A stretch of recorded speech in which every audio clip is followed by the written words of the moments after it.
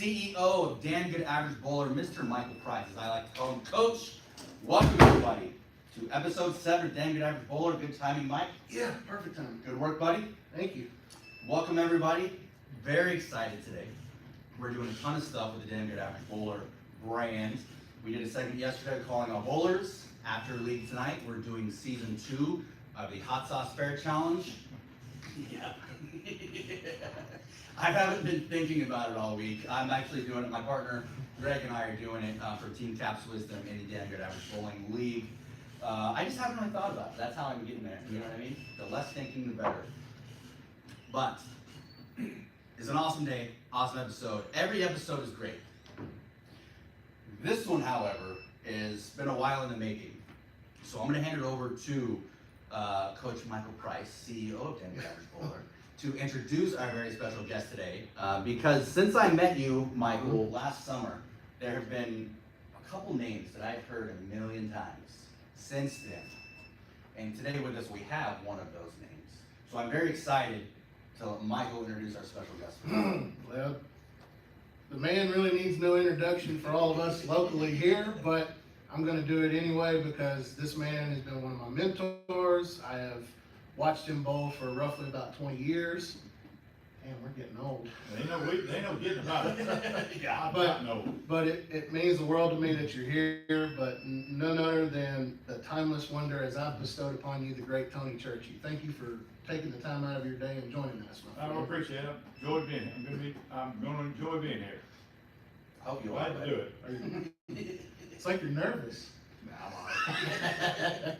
Well, it's funny too that you are the timeless wonder. And did we just finish the sweeper, Mike? We did. Do you wanna let's do the wrap up on the sweeper real quick? You mind sitting with us while we Go for it. Well, this guy right here won his second win of the season today. How'd you like that pattern out there? Well, I mean, I like it. It kind of suits my game. The only thing bad about it is, they say, well, Church should have won because, it's the outside shot and blah, blah, blah, blah, blah. Well, what a lot of people don't know is I grew up in the 70s playing between third and fourth era. They just think I just play outside of 10, outside of 5, whatever. But, and anybody watching this is going to say, oh, I ain't never seen him play in there. Well, the way the conditions are right now, especially house conditions, I mean, that's where I got to play. I got to play around 10, and that's the way it is. But, I grew up playing between third and fourth era. Jimmy Certain showed me how to do it, and coached me a little bit. And I mean, back then, at least at Parkway Lanes, that's what you had to do. If you played outside of about 12, the ball just went that way. And then if you just got in a little bit, it went this way. So you had to, get around third, between third and fourth era and try to find what was good for your game. Try to find. And people back then, we didn't have these strong balls. Mm-hmm. They didn't hook the ball this much because it wouldn't do any good to hook that much back then. We'll come back to a lot of what you just said. Congratulations though on the win today. Thanks. What did you guys throw on? Did you throw on? What was the pattern? 35-foot boardwalk. Oh, nice. It's always good to win a boardwalk. Well, everybody was coming, I was paying out, the 3 spots, him and 2 others, and they were like, oh, this is totally the Churchey shot. Speaking of, we are still working on the tournament that's going to be in your name. I'm thinking like the Timeless Wonder Classic. Oh, y'all are killing it. Let me know, and I'm not kidding. Because I was thinking about this since the pre-interview the other day, man. So we like to throw stuff to the wall, see if it sticks. Let's throw something and see if it Why works. not? But no, in all seriousness, man, we're very excited to have you join us today. We appreciate your time. Thanks Glad for to be sitting here. down with us. So let's take it back to when you started bowling around 9 years old. 9 years old exactly. Okay. Oh man, what year was this? 65. Right. Yeah, I know everybody out there. I'm old. I understand that. Brother, if I'm still doing as well as you are at your age, that's a win. Well, medication helps sometimes. And we'll be right back, folks. All legal. No, but so you started throwing balls. Oh my gosh, sorry. Don't throw any balls. No, When you were 9, games were 35 cents. that is correct. Yep, 35 Right. cents a game. I used to bowl on Saturday mornings. Mama got me out there, and we only bowled 2 games back then for the younger guys. And I think we paid like $1 Mhm. And of course, 70 cents of it was for bowling, and the other 30 cents was for trophies and so forth. Did you get a lot of trophies back then? Do you remember getting your first one? Oh yeah, I remember getting the Yeah. first one. I got one, that league, but it was a team trophy, not an individual trophy. So you But got I was 9 years old, so it was great. Yeah.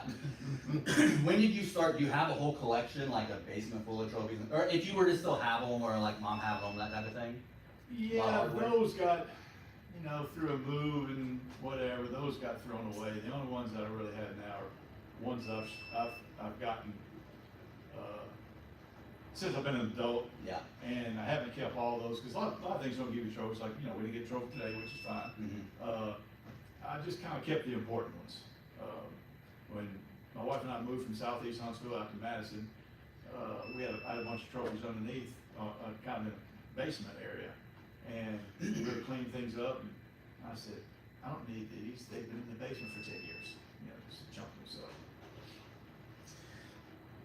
Bowling it from 9 up to high school. Did you bowl a lot in high school? I know did they have high school teams? Yeah. How much did you kind of bowl? In Huntsville, I lived in New Orleans, and in New Orleans back then, I left in 70, they had high school bowling. But when I came up here in Huntsville, they didn't have it. Matter of fact, I think they've only had it for 5, 6 years now. I can't remember sometimes how long something's been. Like I'll say, hey Joe, what happened about 3 years ago? No, that was 6 or 7 years ago. Oh my goodness. I do that thing with movies. Like, oh yeah, I just watched that movie a few months ago, and it's like 3 years. Exactly. Yeah. Yeah. So you know what I mean? Yes. And that's Yes. my old thing. Yes. I know. I'm well established with that already. Oh man. But yeah, there's wasn't that many kids tournaments back then. You had city tournament, state tournament. That was about it. Mhm. Now when I was a senior in high school, they had this tournament over Atlanta I went to and did pretty well. Won it, and it was a scratch tournament. It was pretty big at the time. I felt pretty good about that. But you have these.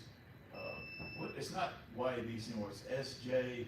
Oh, Anyway, whatever it is. Yeah. The initials for it. The it used to be initials for it. YMBA, and Yeah. then before that, yeah. Anyway, and they have like a monthly tour where they go to different places, from my understanding. So we didn't have any of that back when I was there.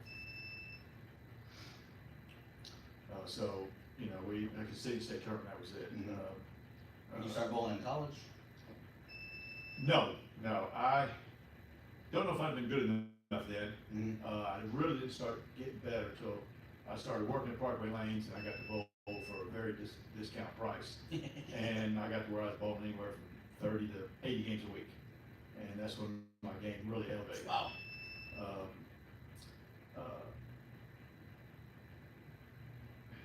don't see it down here. Anyway, that's when I got. Oh, I know. I really didn't know much about college bowling back then. Not even sure if they had it or Right. how much they had it. So, but I know it wasn't around here. Mm-hmm. Now, I mean, we've got a girls team up at Alabama A&M, which Jeff McCorvey used to coach. Matter of fact, he coached them to a second place finish one time. Mm-hmm. Nice. 06, something like 08, something like that. The closest men's team is that college up in Tennessee, Michael. What is Yeah, that? Tennessee Southern. That don't sound. There's a Anyway. little- well, it used to be Martin Methodist. Martin Methodist, yeah, and then yeah, it's yeah, Tennessee Southern. Yeah, okay. Yeah, I that's the know. one Okay. Bob. That's the one Bob learned. That's the one We Sox. can talk about that. Yep. Yeah. Mhm. So that's the closest one I'm aware of. Okay. And I wouldn't mind going up and bowling, but if they have. I still got those building left, I think. Let's do it. But then they probably want me to go to class, and I'll see that happen. You could take one class a semester, maybe. Yeah, Or you maybe. could teach a class. There you go. I can teach bowling. Remember Necessary Roughness? Yeah, Yeah, totally good. Oh, we're gonna make a movie out of this. We're doing it, boys. When though, in all seriousness, you started both 30 to 80 games a week. Right. Was that a big? How many games were you bowling before you started doing the 30 to 80? Was it a big difference, or did you just kind of? How did did you notice? I bowl in league, which is 3 games, then maybe practice one other time for 3 or 4 games, because, I mean, I was a college guy, I didn't have any money. Mm-hmm. And back then, bowling was probably 70 or 80 cents a line, and the guy that used to own Parker Lanes, Pop Eights, he owned the place, and I worked there, and, well, not just I, anybody who worked there, he'd let them bowl for 10 cents a game, Mm-hmm. because that's basically what it cost him. He was leasing the machine, so Mhm. he didn't want to go in the hole, so 10 cents a game. And I remember I was actually practicing with a couple of my friends there, and they got ready to pay, and a couple of them threw like 30 cents up there. I said, "What's that?" I said, "Oh, it don't cost us 10 cents a game." I said, "Well, I need to get a job here." Yeah. And I had a job there within a couple weeks. And then when you started bowling those 30 to 80, did you, because you just said it, you're a young kind of college guy, really in shape. Did you feel any difference in that, body-wise, or are you still full of youth? And Nah, you're 18, 19 years Yeah. old. There's stuff like that, no problem. The only thing it did, I had to, several times, I had to kind of get my thumb redone, different pitch and everything. And because I was, getting blisters, Yeah. so I get a blister and Lord, I have to doctor it up for Yeah. 3 or 4 days, and then we try to do something else and finally got the fit I needed. Yeah. When was it that you kind of started looking at the pros? How long were you bowling those 30 to 80 games a week before you stepped up your game enough and you were kind of like, hang on a second, maybe there's something more to this? I started, that was around when I was 18, then I started bowling adult tournaments. I mean, I wasn't going out there and winning them all, but I was doing very well and making a few dollars here and there. And I thought, well, maybe I can do this. And that was probably, I got to be 21, 22. I thought, well, I just need to keep working at it. Well, I need to keep working at it, plus I had to get out of school first. That was a roadblock, and because I wanted to get my education. And the funny thing was, I was not a good student, because in my mind, that was just in case I didn't make it as a pro bowler. And that was a big joke, it ended up being a big joke, because I didn't make it. I wasn't near as good as I thought I was, but those guys out there are great. And I remember going out there the first summer of '80, and seeing guys I had never even heard of, and I'm thinking, man, these guys are unbelievable. I mean, it was just all of them. I was out there for the summer of '80, took the fall tour off, and then went out for the winter and part of the summer the next year. And finally, after one of the tournaments where I was in the cash and in the top 24 for a while, I shot 2 bad games in a row, fell all the way out of the cash, and I said, I'm going home. They beat me down. And that was it? That was it, yeah, that was it. You had some. As far as the pro tour. Right, yeah. But in the pro tour though, there was some pretty cool things. You got some pretty cool stories. Do you have any road stories or happen to bowl against anybody that we may know who they are? You win some big purses. How did your time on tour go? Well, one of the first thing was, we were out there in June when we went out there, and it was like, I don't know, a month or 6 weeks after Mount St. Helens. Yep. If anybody's old enough to remember that. And we were in Portland. And it was weird because on the roads, you still had all this ash along the curbs and everything. And it was like what you see at the beach, where you got sand along the curbs. And, it was kind of different. And, people would, we remember having masks on in COVID. Yeah. You'd see people jogging in the morning with masks on. Yeah. And because, cars would go by and stir that stuff up. And, they were trying not to ingest all that stuff in their system.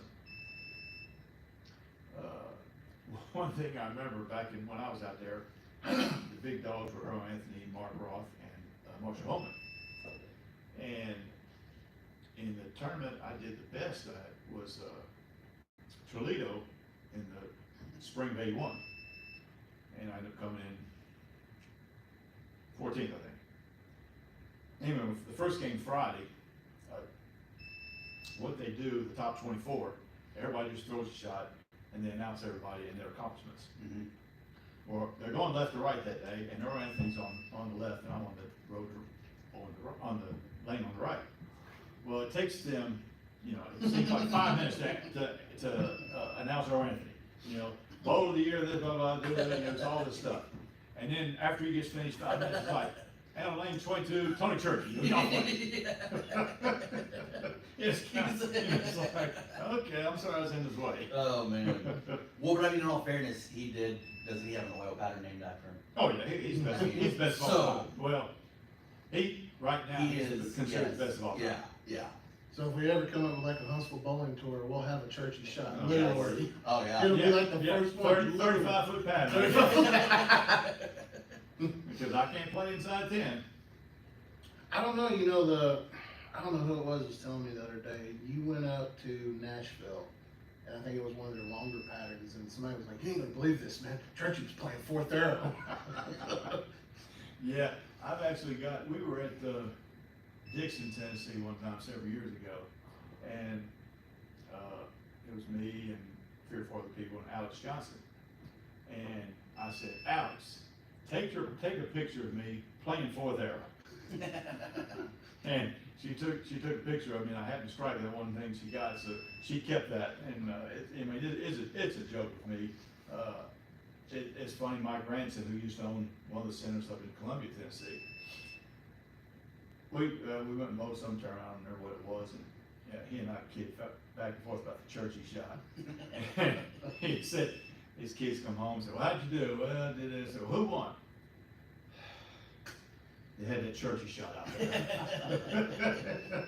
You see how big your reach is? I mean, Yeah. come on, man. You got people that make it like, I mean, I think of it like this. It's like when I was in my 20s, if I was ever being made fun of, I took it really, like, I took it extremely personal, because you're a kid, you take everything personal. But it's kind of like now, it's almost like in a joking manner, like it should be a compliment at this Well, point. that's kind of what I take, especially with me and my grandson. I've known him for 20 years. Both terms at his house, one terms, lost terms, whatever. But we just kid around. That's the big running joke. That's the Churchey shot. And and one time somebody was saying something like that, and I said, that Churchey shot seems to be in a lot of places. And whoever said it to me was somebody who, I can't remember who it was, who never cashes. Mhm. And it's like, that kind of, it irked me a little bit. You're never beating me, so I guess the Churchey shot's everywhere. Well, it's pretty bad, I guess, in the sense that if they can't hit the Churchey shot, they can't hit anything. Yeah, well, that's true. That's right. That Churchey shot's an easy shot. If I can here, before y'all keep on going, so just so you know, there's a story. I want to try to jog your memory here. Speaking of 20 years ago, you were bowling at Playmore. You were bowling the Peterson Point League. You were bowling with Perani, John Ringer, and Michael Weber. Oh, wow. Yeah. A long time ago. Yeah, that was. And I think y'all just came back from nationals, and you gave me a red towel. It was an Eagle towel. It was like, "Hey man, I want you to have this." Let me tell you, that 20-year-old kid right there, that 20-year-old kid was like, "Wow, Tony gave me this." I'm serious, because and I think that was the difference with me versus a lot of the cats that I grew up with, like Nathan and Zarowski, and there's a name you ain't heard for a while, have you? His cousin lives behind me. Behind you? Wow, okay. But there was 8 of us. But I always made it a point, it was like, you know what, those guys, anybody can make fun of me, but I'm down here trying to absorb anything I can, like a sponge, and your style, and I guess it, kind of boiled over with me, because, even though I throw it hard, I play up the Churchey line. Yeah, the Churchey shot. and it's one of the things about it, when I teach clinics and stuff, we have kids, and two-handed is the thing now. Right. It's it's not going away. It's part of the evolution of the sport and the game, or sport or game, whichever person you want to look at it like that from perspective wise. But I always tell these kids, especially the ones that are just gung ho about wanting to grip it and rip it, and they want to strike it well. And I'm like, guys, y'all can come down here on Wednesday night, and there's a guy named Tony Churchey, and you can see him and see how he rolls it. And I had a couple kids come down, and I said, "Harry, he's over there," and I point you out. And they come down, they were like, his game is too simplistic, Michael. And I'm like, well, if it's too simplistic and he's averaging 230 on a regular basis, what does that tell you? So it's you still have to drive the point home. It's simplicity, almost in a sense, is that's the key. Well, it's like a basketball player in the 60s, Bill Russell said, "It's not how, it's how many." Yeah. That's just the way it is. And I would never tell some kid to not throw it two-handed, because that's the way the sport's going. Mhm. Those guys if you throw it well, they generate so much power. I mean, I knock the pins down, they hurt them. Yes. And they get so much better carry than somebody like me. And the pros, they're still, they do generate a lot of power, but they're still accurate. Mhm. People say, well, this condition, that condition. Those guys are so good, it's ridiculous. Mhm. A lot of people who don't know, back, when I was 50, when I turned 50, somebody said, well, you're gonna go out and senior tour? No, well, why not? I couldn't beat them 25 years ago, why do you think I'm gonna beat them now? Because everybody, when they get older, they think, oh, when I'm 50, I'm gonna do this and this and this. Because they're in their mind, they're thinking, they're not gonna get any worse, and everybody else does get worse. Well, when you're 50, you're bowling against guys you've bowled against before. I And mean, they have that many more years of experience. yeah, so, you know, it's, you're still bowling against same guys most of the time. I got a couple of questions from our Facebook Live. Sure. No, please send it, and also, So- right before you read those, Yeah. if anybody out there on any platform has any questions for us, comments, concerns, a shout out for Mr. Churchey, anything like that, let us know. Michael is monitoring all those, so shoot them out while we got them. All right, so Matthew Clayton, Oh, man, Big Matt. yeah, he's asking, what leagues does Tony plan on bowling in the fall? As of right now, just the All-Star League. That's the only one I bowled in last year. Cut my leagues down from 2 to 1. I do sub out at Madison on Monday night. That's all I'm gonna bowl, Okay, unless something changes. and Kevin Harris, this is kind of it's a little bit long of a question, but, it's like a two-parter, okay? So I'll ask the first question. All right. And you know Kevin Harris, don't you? He used to bowl with me, you know, yeah, I'll show you later on, Okay. but Kevin asked, he says, what is Tony's approach to the mental side of the game? Keeping focused, not getting angry, etc. So many bowlers struggle with that. Those are great questions, they're actually on the agenda, so. Fortunately, Kevin, you didn't know me 25 years ago. You would not say about not getting angry anymore. I don't want to say it. I was not a nice person when I was bowling bad. That's the best way to describe it. Or I was a butt, let's put it that way. That's the PG I answer. would cuss, I'd kick things. I mean, if there's one thing I could change about bowling, it'd be go back then and not do all that stuff. Cause the funny thing was, I would see somebody else do that and I'd say, you look like an idiot. And then 3 frames later, I'd be doing it. Finally, 25 years ago, I got it under control. That's not saying every once in a while I don't let a word slip out here and there, but at least I'm not hitting anything anymore. Those 2 words are bite me. They hold up No. though. I've heard it. IE still holds up today.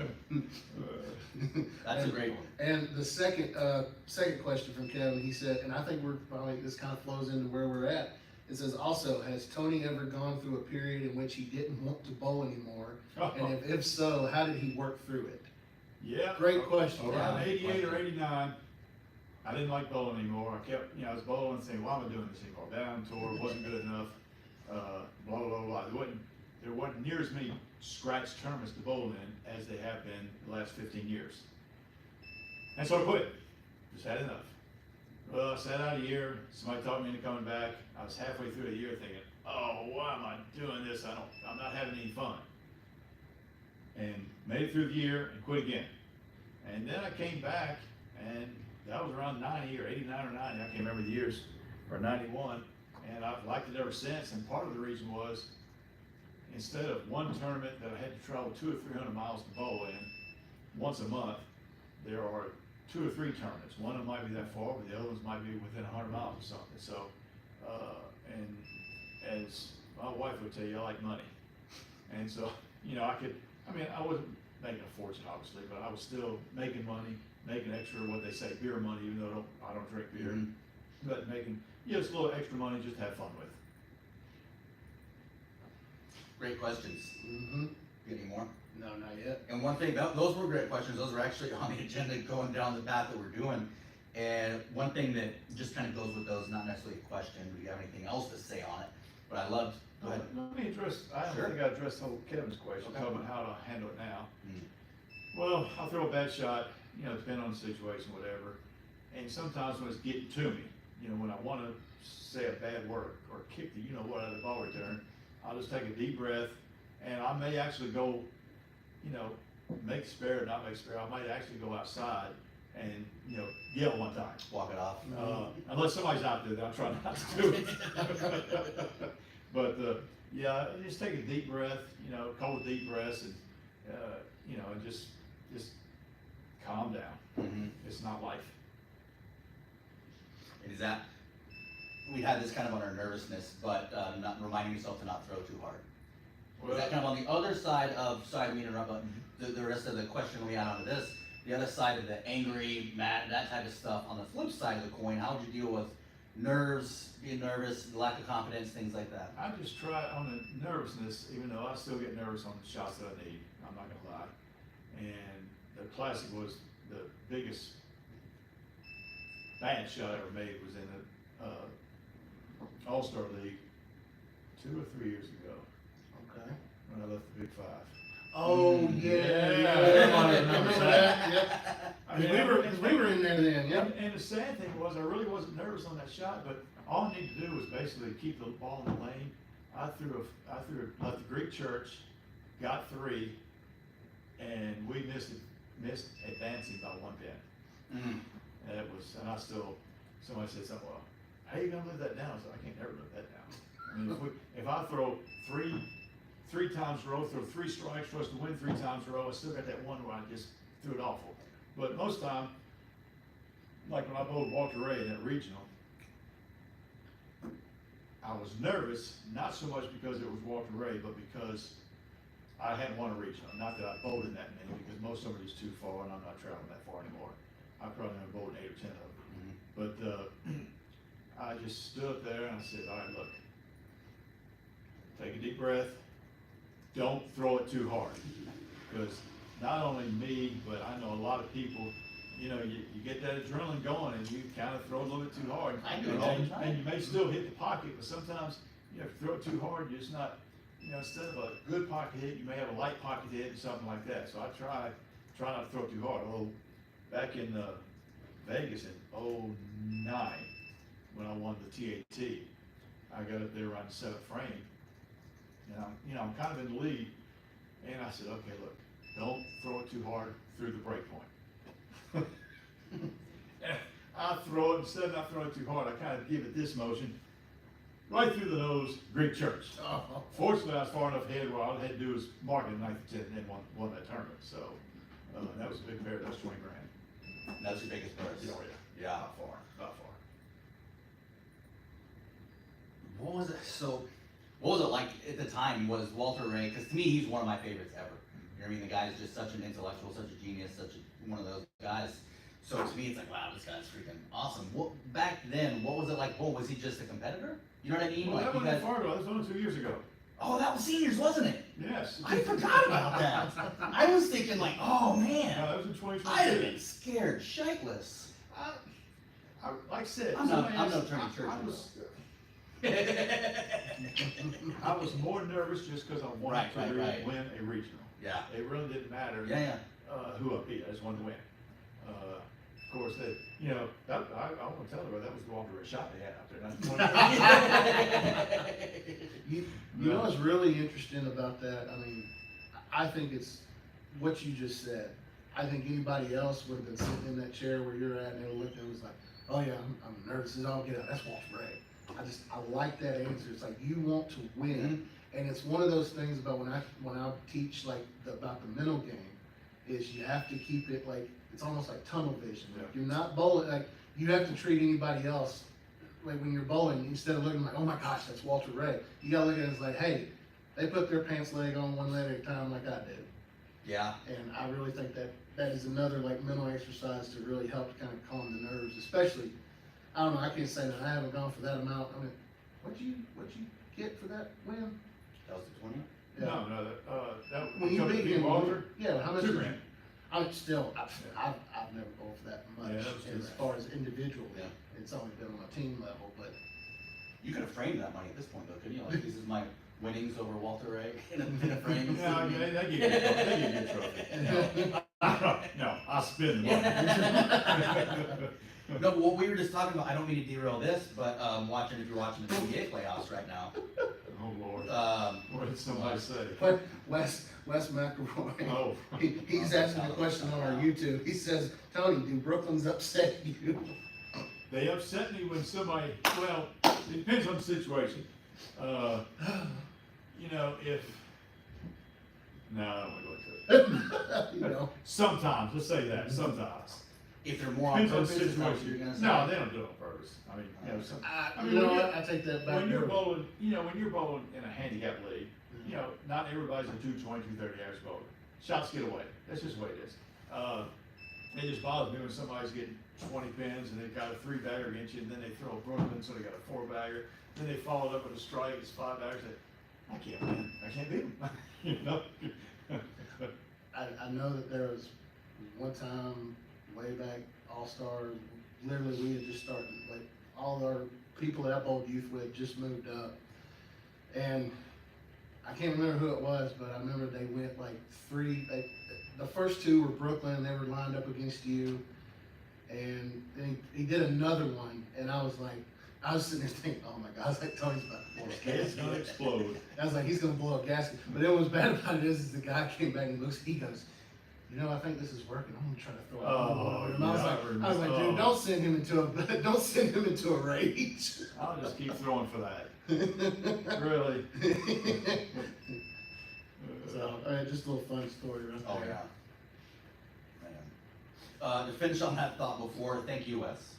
Who is gonna be one of our guests coming up, so you can certainly ask him any questions you want during his Yeah, life. you can get it back to him when he. Oh, is it? Yeah. Okay. We got you, Wes. Yeah, he's he's going in the Hall of Fame this year too. Oh, is he? I Yeah. didn't see that. I haven't seen who was going in this year. Yep, he's gonna be one of the ones. Oh, cool. Well, actually, I'm looking forward to that episode. Yes. We're gonna get you on here, buddy. Alright, let's keep moving though, you went to work for Boeing. I went to work for Boeing in April of '81. Okay. And worked there for 30 years. And was fortunate enough to get out at an early enough age where I can physically and everything do a lot of stuff still. And have a full career. Yeah, exactly. Still not have to, Right. unless a disaster happens, not have to worry about money anymore. And I'm not near as rich as all these people think I am.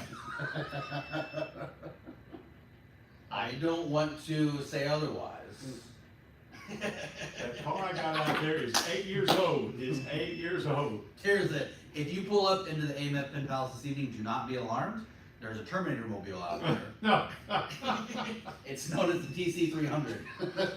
It's currently very sharp looking in its current state. It's a small little red thing. It's gorgeous.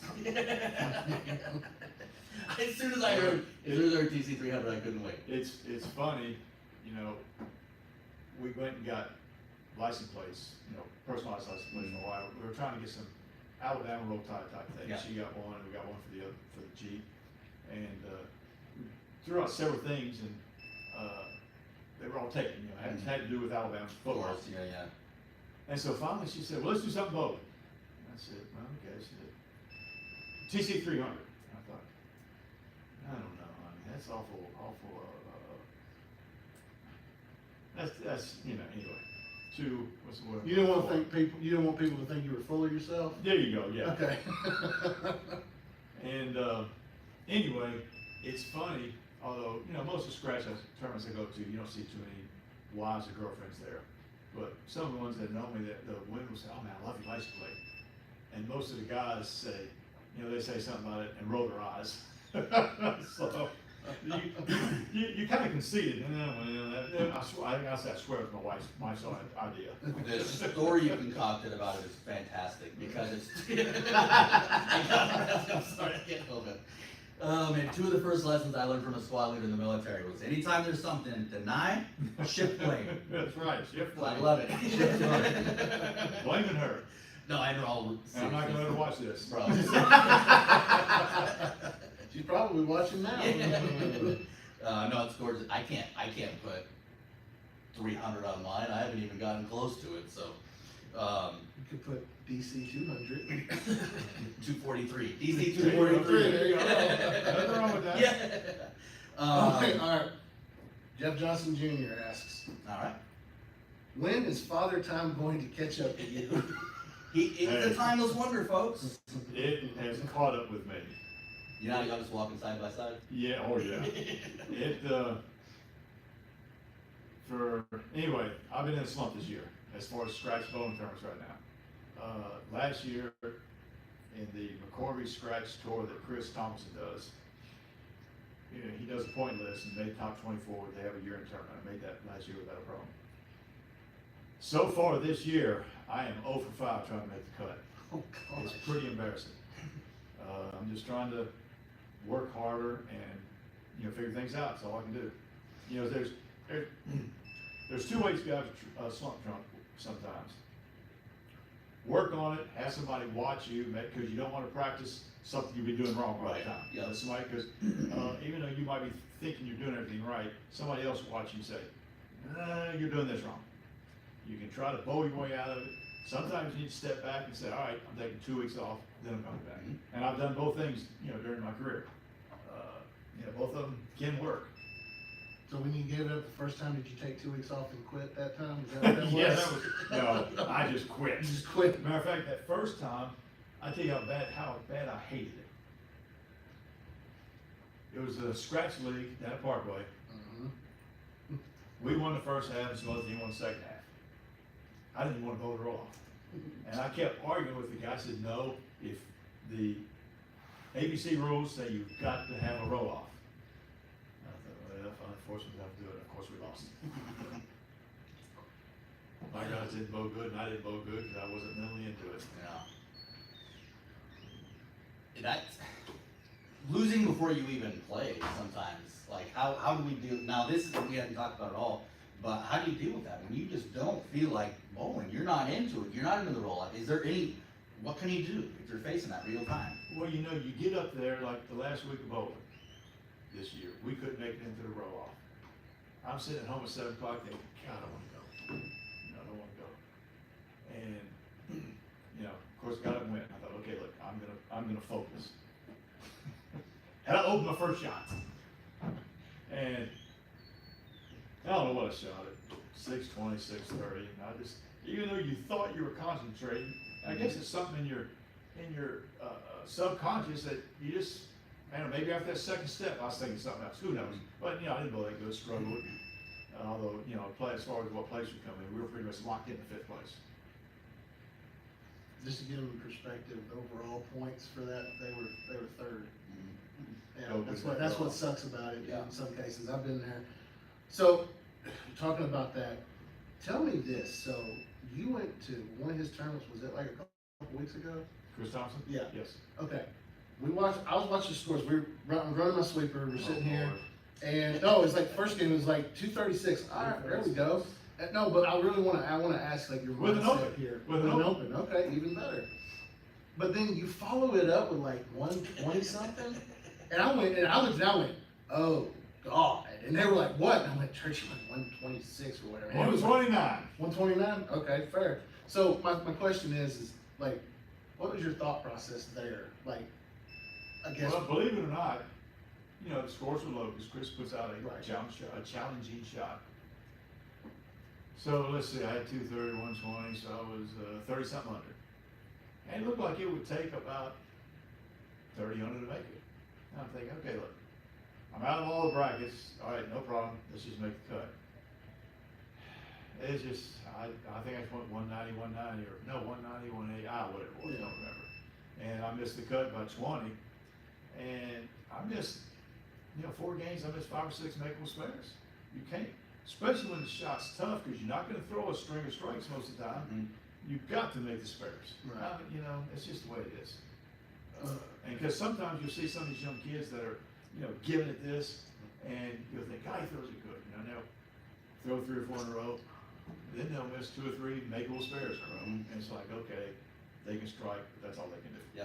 I kind of equate it to, we're talking about movie references earlier, I referenced that to Major League where Serrano's crushing all the fastballs. Yeah. And then all of a sudden, that's enough fastballs, then he's throwing some breaking balls, Yeah. he throws a breaking ball and he can't hit it, it's Yeah. just like, it equates it to like, cause I mean, like, I see that, and again, it's like, I'm not putting it down, but it's like, when high school bowling became a thing here in the state of Alabama, you know, it started out, we had some of these kids, like, again, Jackson, you know Jackson, and there was a couple of other ones that were like there. But what I've noticed now over the course, since we started the high school program is especially here during the fall, you watch these kids, and it's like, I remember when I started with Jeff, he had them girls out on the lanes, and was set up 10 pin, 10 pin, 10 pin. It's like, you're not going anywhere till you hit 5 10 pins. And you gotta make them in a row. Now it's like the practice regimen is just kind of not what it used to be. Speaking of that, that's been part of my bowling business, spares. So last week, I went out there, and I didn't set up the 10-pin, but I shot at the 10-pin. And basically, the way I did it, if I hit the 3, then that was a miss.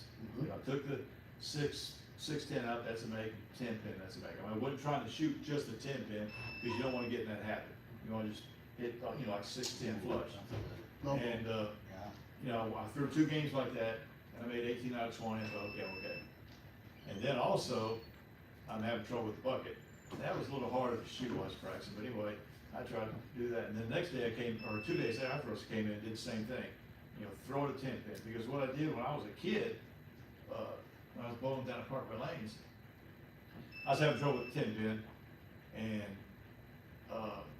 I went in for a full week then, and probably practiced, I'd say 20-30 minutes each station at a 10-pin. Right. And since then, I really hadn't had a problem to it. Just recently. And then what I do today, You missed the 10 pin just in the did first game. first shot. It's like, oh, come on, that, and it's in my head. Yeah. Although I did make next 3 or 4 in a row, and I actually made the bucket today. That's been a bugaboo lately too. God. The bucket is the 2-4-5-8. I know what it looks like, I could've gotten to it. Yeah. Thank you. I'm right here for you. No, I appreciate it. One thing That's I why you wanna- call me coach. That's right. No, I wanna touch on this, cause it came up earlier, I even wrote it down, a question to come back to with when you traveled with the pros before, and then anybody who watches PBA now, they talk about it all the time, is people don't understand how versatile pros are. Oh. I bring that up again to say exactly what we're talking about now with the high school kids. They think that they can just, bash this. If it's not a strike, I'll get the next strike. Oh, that's right. There's Just turn the heck out of it and strike. Right. There's no worry about the dedication to picking up today's 10s, today's 7s, working on those things that aren't so sexy in the game. You know what I mean? Nobody wants to do that. It's the quick thing that you see everybody else talking about. I forget who it was last night, but a video. This one is Steph Curry with his 3-pointers. These kids think that they can just come out and do a dribble like him and shoot from 300 feet away. And it's like, well, first off, he's taken 1,000,002 shots from 300 feet away. He's not just doing that on TV. These pros don't show up and do that. Tony's not got the license plate he does because he didn't focus on all that stuff. It just frustrates me how we've gotten so far away from that type of stuff these days. The kids have no idea about it. You tell them, you show kids, hey, that dude right there, he's pretty much one of the best around, the best around. Ton of knowledge. Oh, well, no, that's just too simple and not sexy. I cannot make that I up know. either. It's like, I don't mean to, it like- boggles the mind. It's like, okay. Well, one time, this was 20 years ago, this guy came in and wanted to pop or something. And, didn't know who the heck he was. And, he said something to Jeff McCoy. He said, well, who'll pop bowl me? And he said, that guy right there pop bowl you, pointing at me.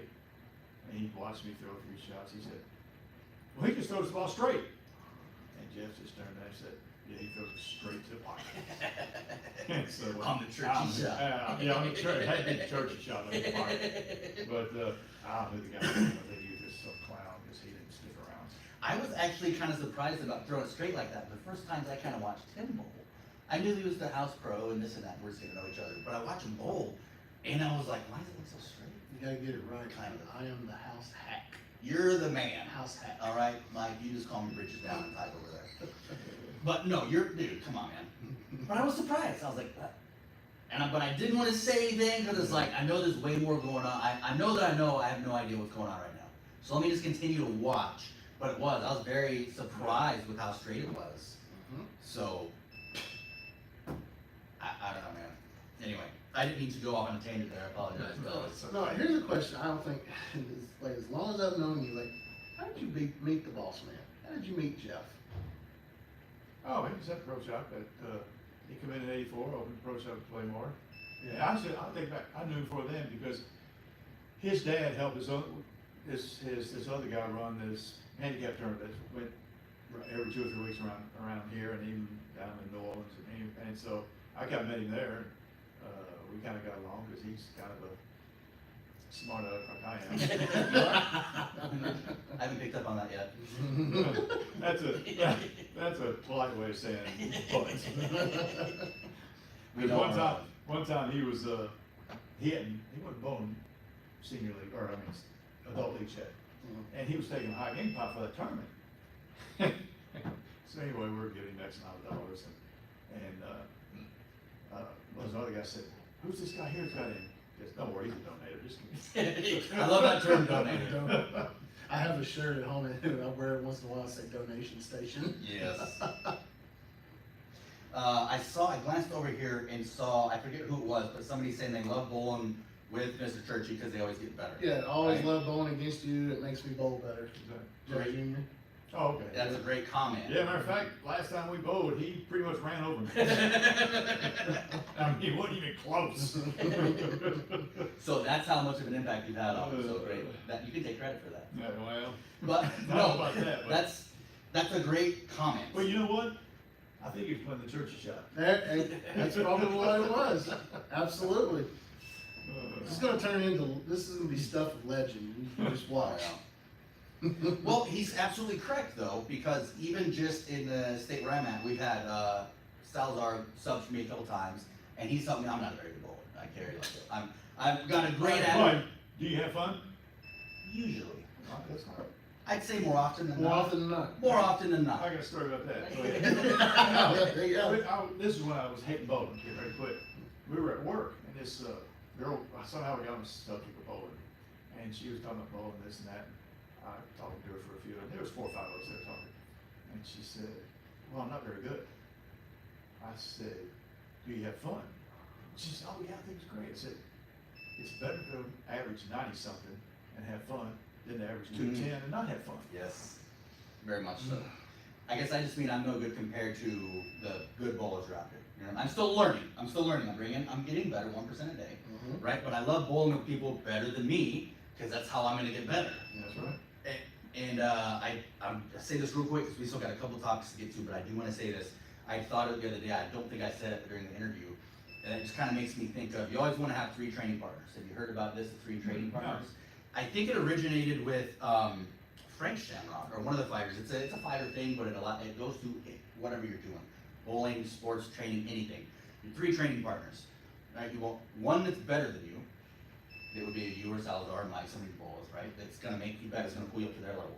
You want one that's kind of your peer, you're about the same. You're always kind of like, oh, you won this one, they won that one, da da da. And then you want that one that's not as good as you, that you can be better than you're pulling up. I'm being serious. I understand, I understand. And I mean, even in bowling, why would that not work? It's about getting better, having fun with a peer, but then also giving back to what you're learning. You know what I mean? So if you haven't heard that, I think it's a great thing that can be used for anything. The 3 training partners. I just had to throw that out. Sorry.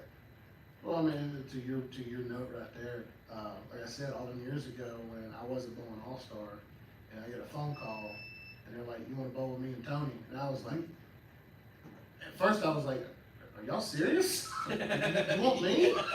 Like, okay, I'm there. What were you thinking? And then he bowled, we won the league, and he quit on me. We both know, but and then Wes came in and then we did. We won and dipped. One and done. Dip, tape, chip. Now, I will tell you that, again, if one of your teammates decides they don't want to do it no more, I am a free agent now. But no, but it's just like I said, like, it's just to your point, it's just like that, it just goes to show you how the little things really add up.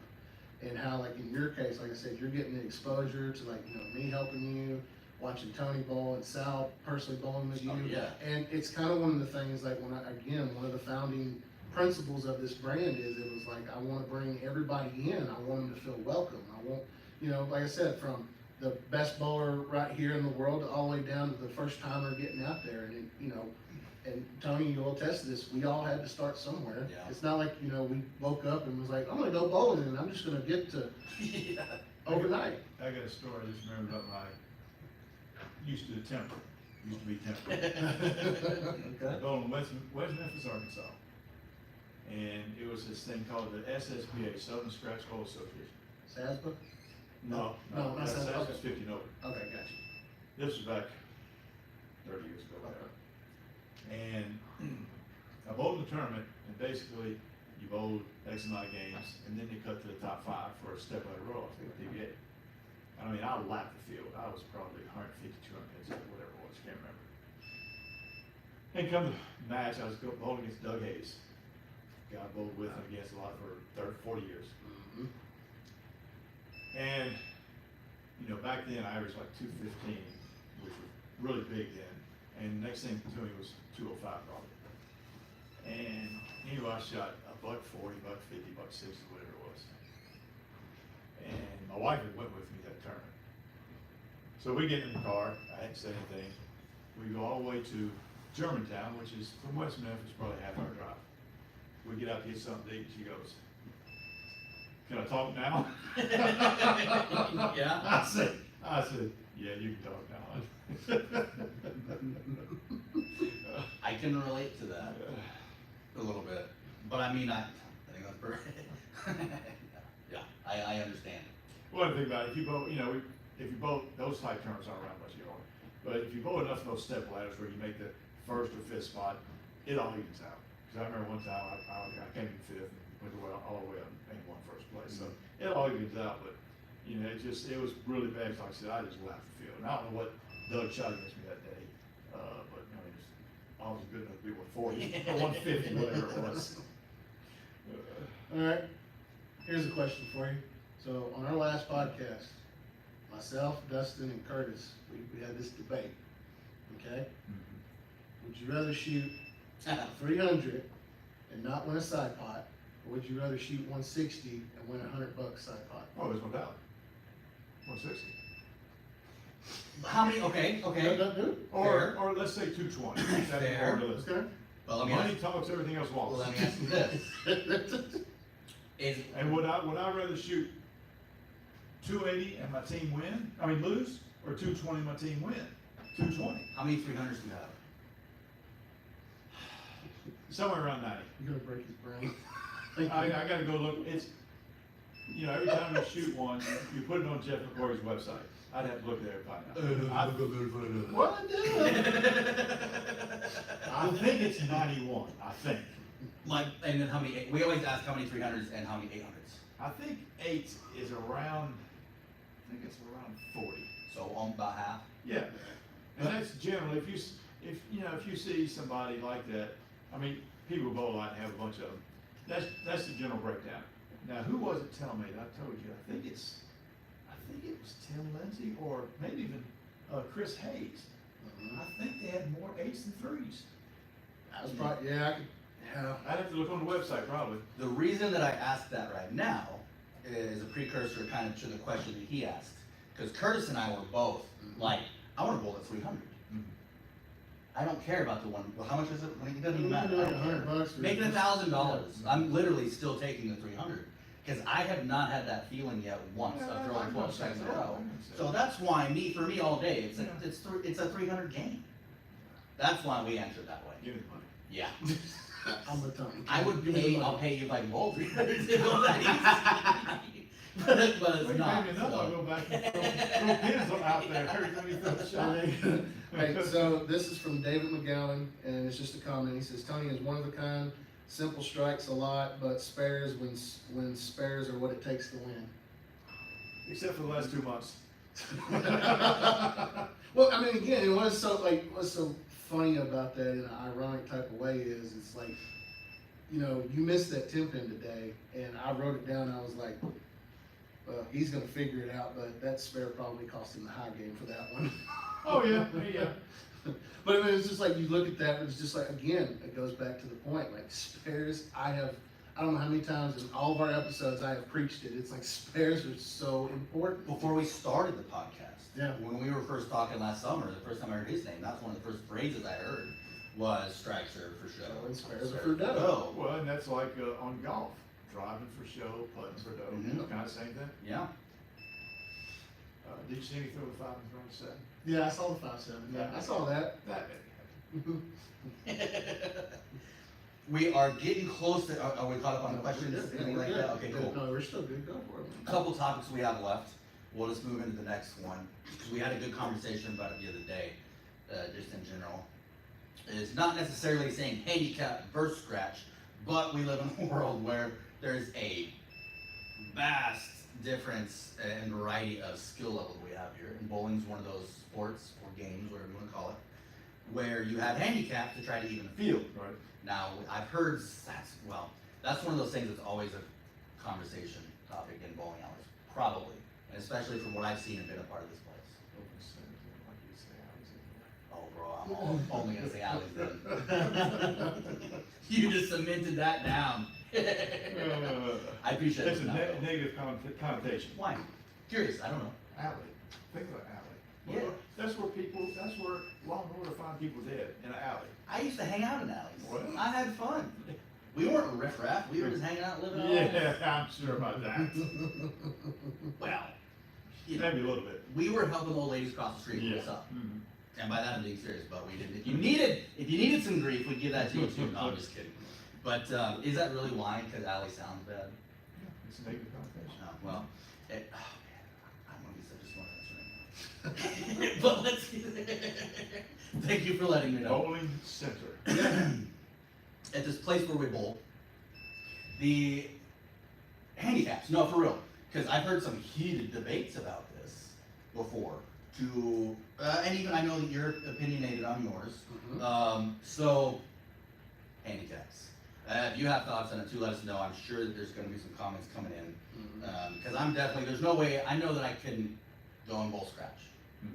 You know what I mean? I just know I couldn't do that, so I wouldn't go do that. So where do you think handicaps fit in? What's your guys' thoughts on it? You got to have them. Because, you know, except for Mike's summer league, the last true scratch league we had for a winter was probably, That was 05, 06 at Parkway.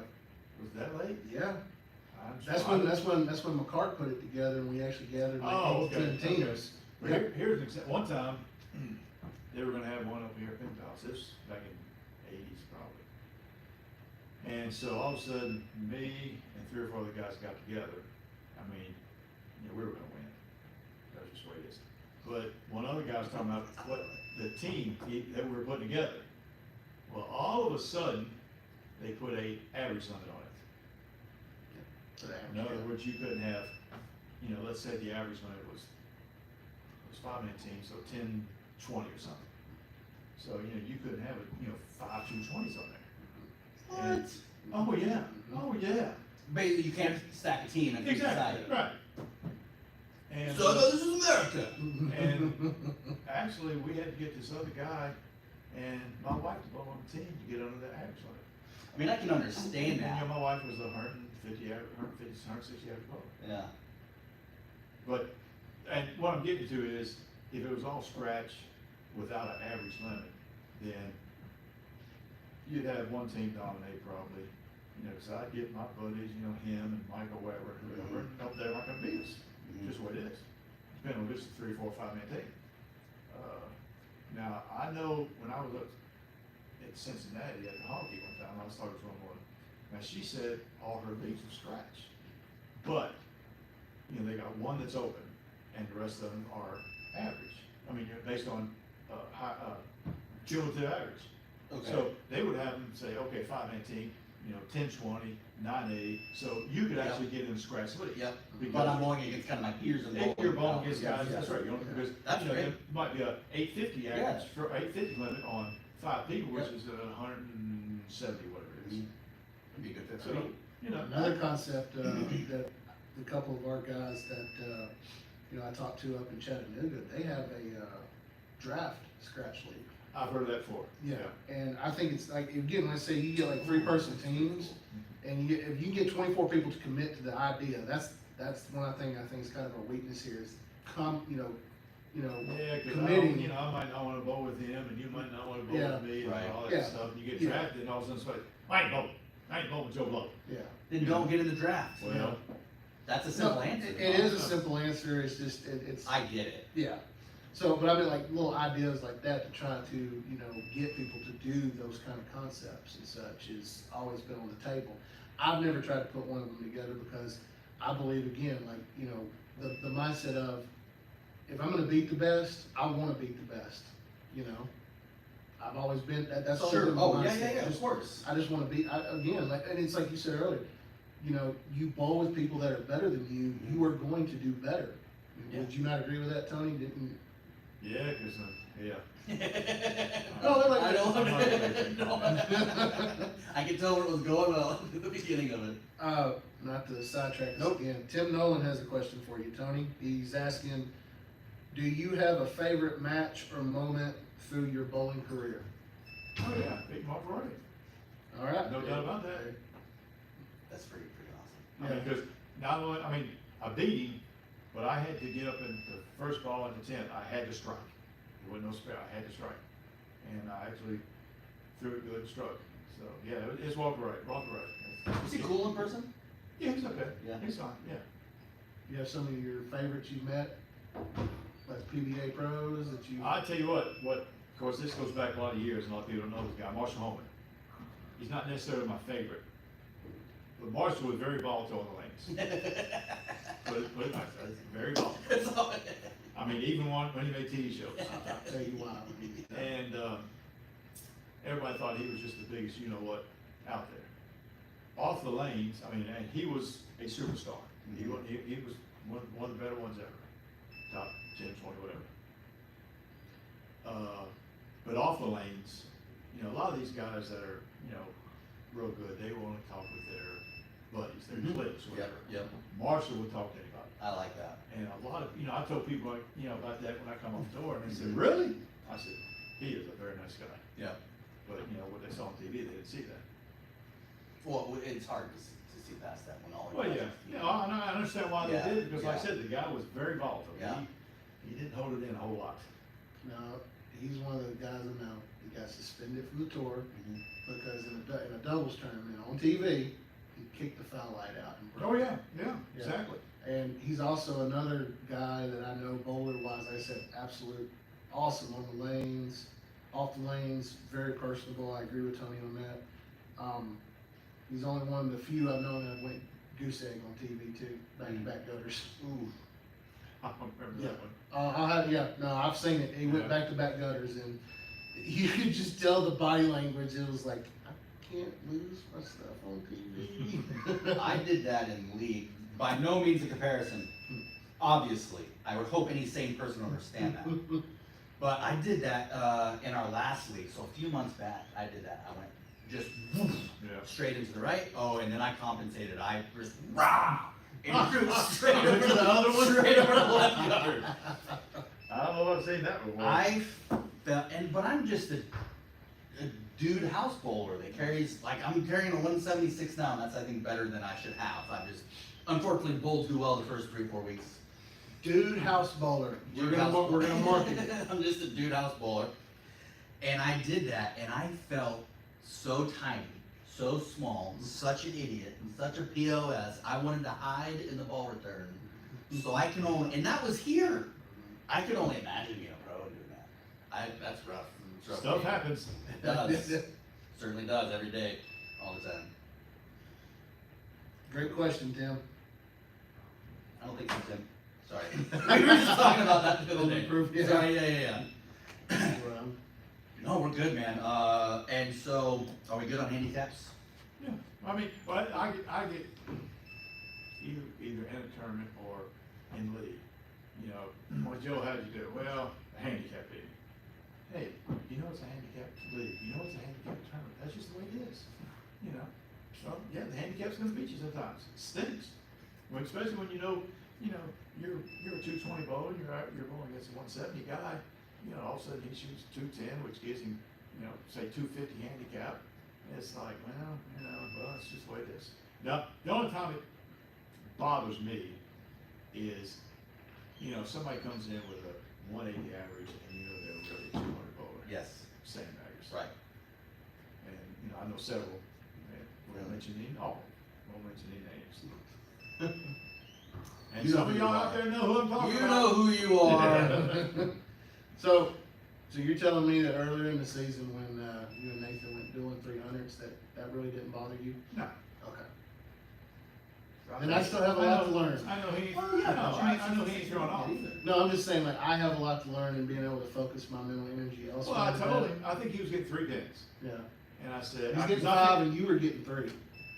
No, I was You getting had, no, you had. Well, sticks. whatever. You had sticks at the time. Anyway, you know, I finished first. I told Nathan, let's say the difference was 2 pins. I said, Nathan, get a 300. But if you don't, get 7.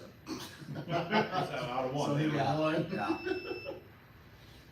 But I think to your comment just now, Mike, like, I think where you're at is perfectly fine, because that's your mentality now. That's perfectly fine.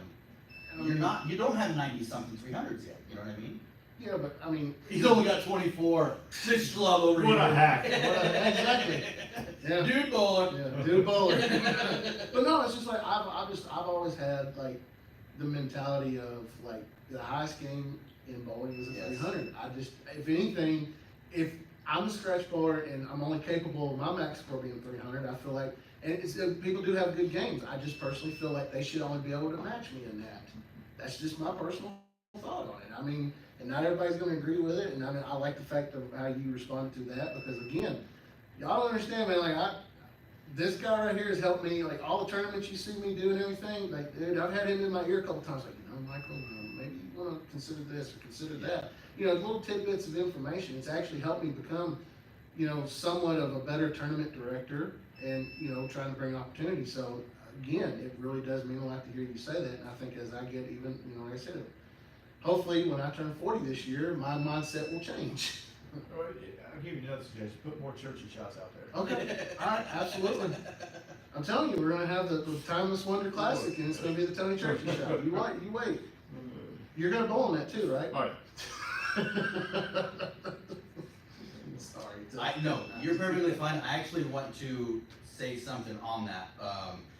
That I'm just very happy to have become a part of this, of the Damn Good Average Bowler, I guess, family, whatever, because conversation you and I had before we went on the air even, some conversations we've had.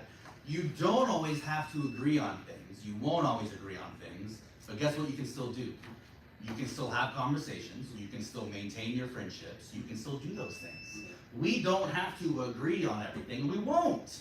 Have conversations that aren't pleasant.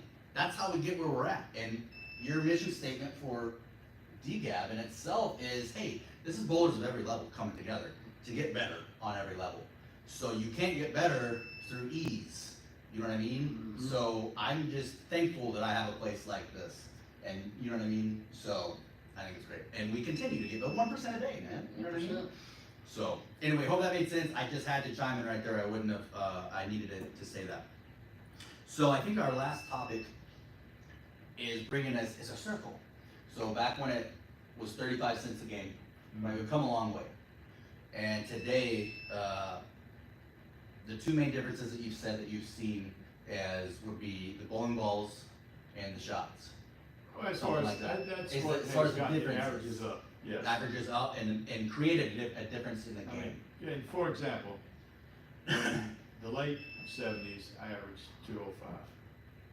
Probably about the high average down. And I got in a discussion with a guy, I was talking about the scores being stupid and everything. He said, well, the bowlers were better. Okay. I averaged 205 in the late 70s, or 20 whatever. I'm averaging 230, 235 now.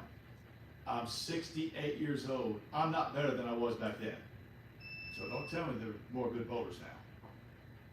It's the conditions more than the bowling balls. Because if you come out and bowl one of Michael's tournaments on Sunday and you're a 220 average bowler, you're not averaging 220.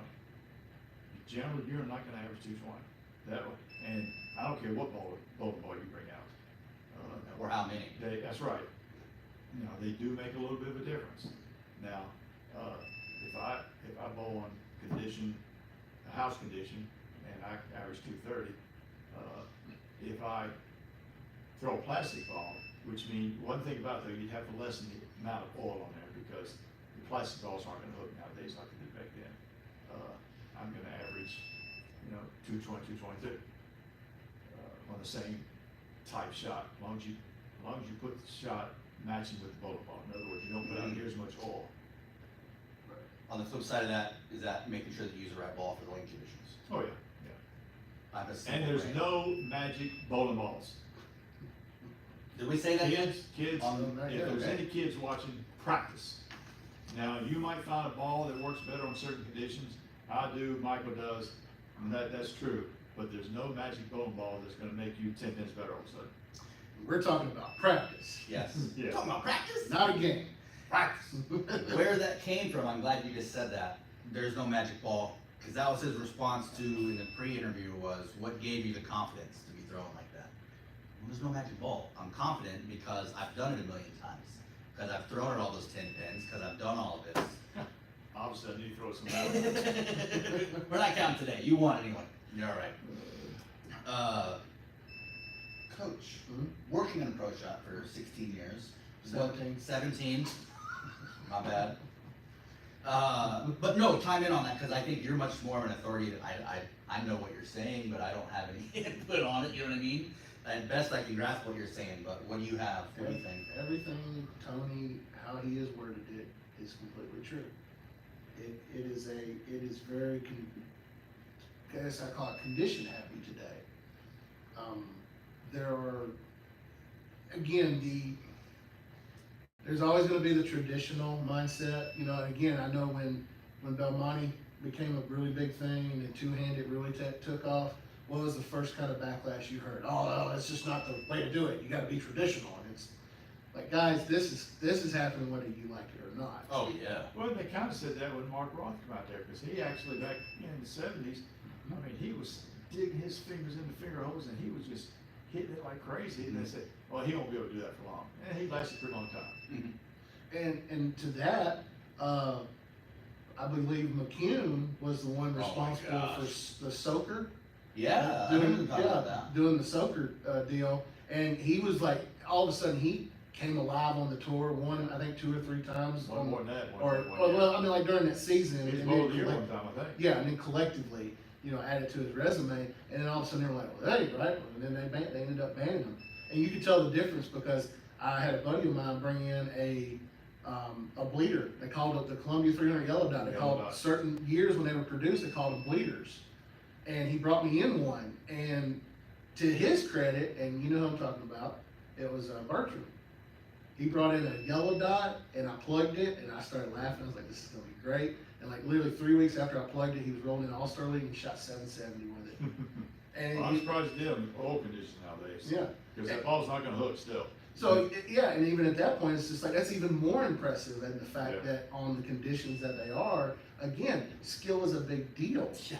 And that's what we've kind of, I feel, in a sense, have gotten away from is, it's like, it's easy to strike, but they forget about the spare. Again, like you said, not what you said, the non-sexy part of it. Yeah. But everything Tony has said, I completely agree with. It, you know, and again, if it wasn't for that, I wouldn't have 24 300s. I'm the house hack. How's that, my Aunt Fanny? Get out of here. I guess just to that, I would ask a couple things. Do you see that trending across the board where you continue to go up? Like you said, you went from 205-ish in the 70s, progressing now you're like in the 230s. Has that been the same for you? Do you see that with a lot of bowlers that are constantly bowling that much? And then my follow-on question to that, really I guess the main point would be, if it continues to go, I mean, say that, hey man, time is wonder, say that you're still here at 80.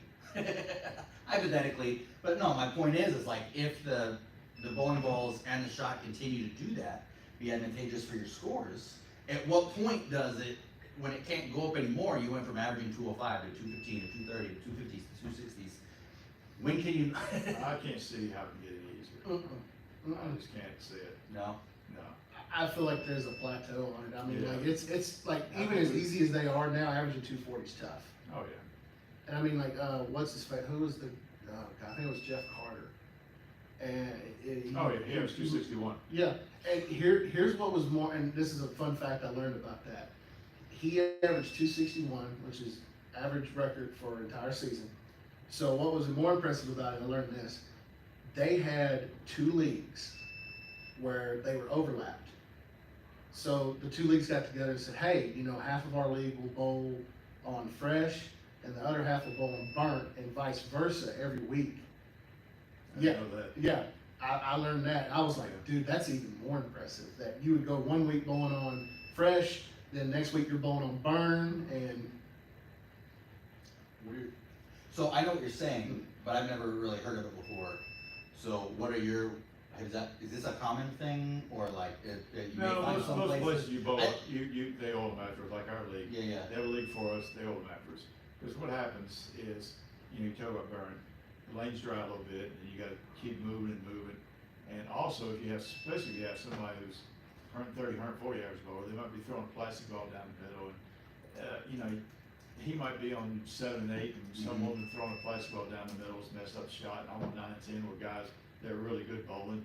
I just got to, move in with the shot. So it's more fair for the league if they re-oil it. Now, back in the old days, before the bowling balls would move the oil around everything, we had double shifts all the time. It wasn't a big deal. You didn't oil trim shifts. Right. To me, just my thought process was with it, it's like, oh, that's interesting because you're gonna have to figure out how to move, how to jam where you're lining. Oh, that's, yeah. Well, that happens in tournaments anyway. You go on fresh? Oh, yeah. Okay. I mean, because they're gonna dry out, especially when you got scratch tournaments where a lot of people are playing the same spot. Yeah. It's just gonna dry out and you have to move. And, I kid around with people saying I'm a decent bowler, but I'm not real smart sometimes in my moves. Yeah, oh man. I don't move quick enough sometimes. My first game last week, just in league, I was so lost. You showed like a 120 and then 114. 114 first game. And from a coach's perspective, I saw you do like one little thing, and I looked at you and I said, here's this. Yeah. And you come out with, I think, 190, 200. 199, 193. After. Oh, yeah, 190, 190 or 2. But it was 6 opens in a row. And it helps have somebody watching you. Oh yeah, and I've always been the type with anything. I prefer a coach or somebody better than me, where I can come up and say, hey, I'm lost. Yeah. What do I do? Or even, like. Tony, who watches you? Who you get to watch you? Well, it used to be Jeff, Yeah. but now I go to tournaments, team tournaments. I got enough guys that I bowl with all the time. I've told the guys, Yeah. tell me if I'm doing something wrong, especially if I'm throwing bad shots. And you're not hurting my feelings at all. Mhm. I don't want to, the team or doubles, if my team or doubles partner bowls bad and I bowl well, that's fine. It's when I don't bowl well and let them down, that's not fine. Mhm. I hate it. And everybody's done it. Yeah. That's the quality of a great leader, myself. That's exactly what it is. There's no thinking about it. It is. I will definitely agree with you. That's a trait of leader. And putting weight on your own shoulders is rough, man. But that's absolutely what leaders do. You're absolutely right. So, we're getting close to the last call. If we have any questions, shoot them, send them, let us know. We'll draw to a close with whatever advice you may have for whoever you choose it to be, whether it be young bowlers, young individuals themselves, anybody, everybody. What's some advice? Doesn't even have to be just one piece that you would share with. I've already said it. Practice. And don't just, and I was guilty of this when I was a ball younger, don't just go out there and throw the ball. Get out there and concentrate on something, especially if you know something that's your weakness. Concentrate on that. Just like I said, last week my spare shooting's been horrendous last 2 months. I went out there and I'm just shooting the 10 pin for 2 games. Now, because now that, before you could do that and you hadn't have automatic scores.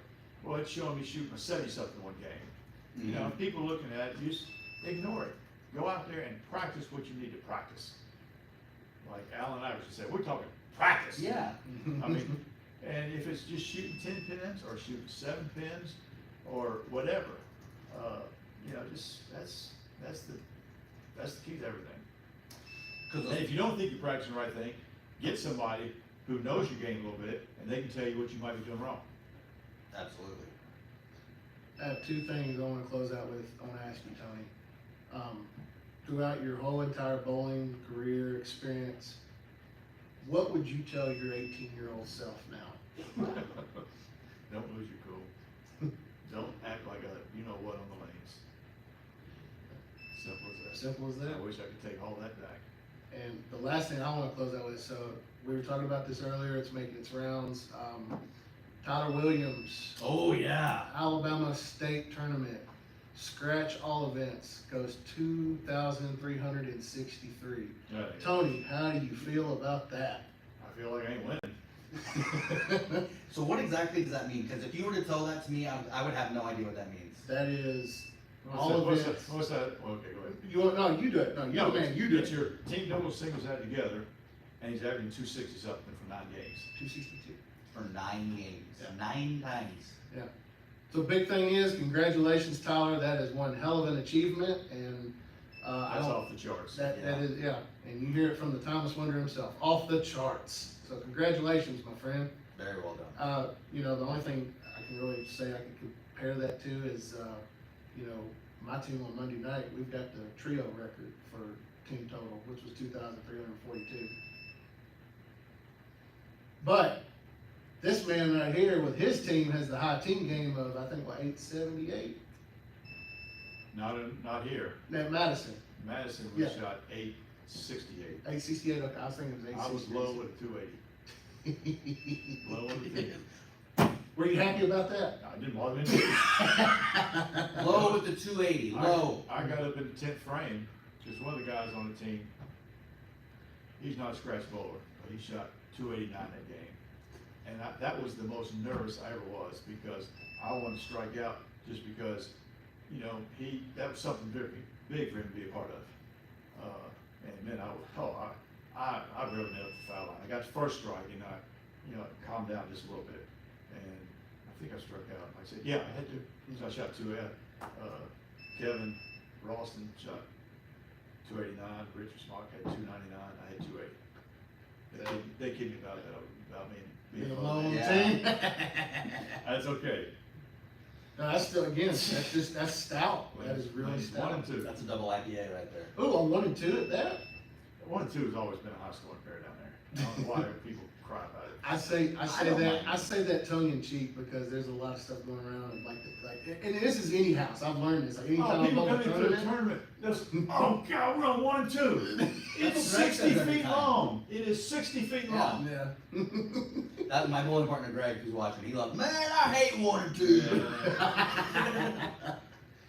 I didn't, other than my 114, but I have enough issues right now where if I'm battling what lane I'm on also, that's too much. I'm gonna worry about my own struggles first, before the lane, but. There's another thing, I'm now thinking about this. Mhm. So, Tony is local Hall of Famer, state Hall of Yes, Famer, thank you. and we were talking about this in an interview the other day. What's the third one, Tony? Huntsville, Madison County Athletic Hall of Fame. And we were also talking about which one of those three, I think you asked what meant Yeah. the most. Yeah, Which one? that last one. Why is that to you? Well, supposedly it's for athletes, which I don't claim to be a big athlete, but, you know, it's just something different. We've got 4 or 5 bowlers only in that. I mean, that's all sports in Huntsville. Yeah. I wanted to make sure we touched on Yeah, that. no, thank you, absolutely. I didn't wanna go over those because I didn't wanna mess up or Yeah, anything didn't mess them it out. up. No, for real. Yeah. Cause like you joked about earlier with your story about all the, accomplishments of the, was it Tim Roth that was next to you? When who was it? When you were standing right next to him on the lane. Oh, no, Earl Anthony. Earl Anthony, Anthony, thank you. yeah, Earl Anthony. Because at this point now, like if we're to read all those, and I know you're like, I don't want people to think that, you know, conceited or whatever, but I mean, just, would you take us out of the show by just do me a favor, please? I'm interested. What are like your accomplishments? We talked about the big ones. Just the big one. Just look at that. Well- This is the guy right here. One of them, these guys named McNair, they used to run this, real bowls tournament Yep. over in Atlanta. They Mhm. ran it for 6-8 years. And they put up tough shots. And, I won 7 of those. And I think, and I didn't go every time because it was Atlanta and, you know, but, didn't want to drive that far sometimes or had something else closer. I think I won the second or third most. But that, of course, the TAT, of course, and then beating Walker. That's about the rest of it is, you know, a lot of people can do it. I probably have a shirt made that said I beat Walter. Well, you know, it's online, because Walter films all those type tournaments Yeah. online. Anyway, Jeff McCorby, you know, he watched, I told him to watch it, and he said, well, you didn't jump up and down and everything. I said, Jeff, we're talking about the first or second best bowler ever. I did not want to show him up, you know? I mean, I won, you know, it felt good, but, you know, I didn't want to, because I'm just, compared to him, I'm just a peon. That's just the way it is. Yeah, if you don't know who that is, look him up, but I mean, I have a feeling everybody watching, we're gonna know who he is. I just caught the mustache. Does he always have the mustache? No, No. Yeah, one time you couldn't bow with facial hair. Really? In Oh, okay, PBA. I did not know. That used to be reality, folks. He had a Like beard it's- at one time too, but like- that was after they relaxed the rules. Looking that up, I Mike. was trying to find it, but you know, I'll tell you how to find it. Where? Just put Walter Ray Williams versus Tony Churchey. Just put Timeless Wonder. Yeah. It doesn't go I straight don't think there. that's gonna come up.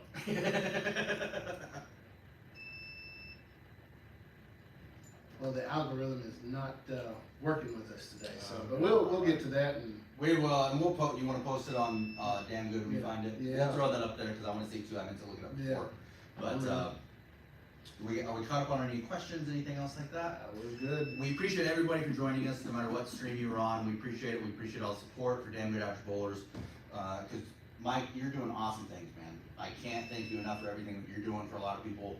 Thank you for joining us today. Joy being here. Brother, I've been waiting to meet you forever. I'm serious. You and Socks. I'm like, I gotta meet these guys. No, it was a pleasure having you on, man, and just everything you've done and the guy that you are today. I'm glad that we have you here. And our center. Bowling Center. Only since he did it.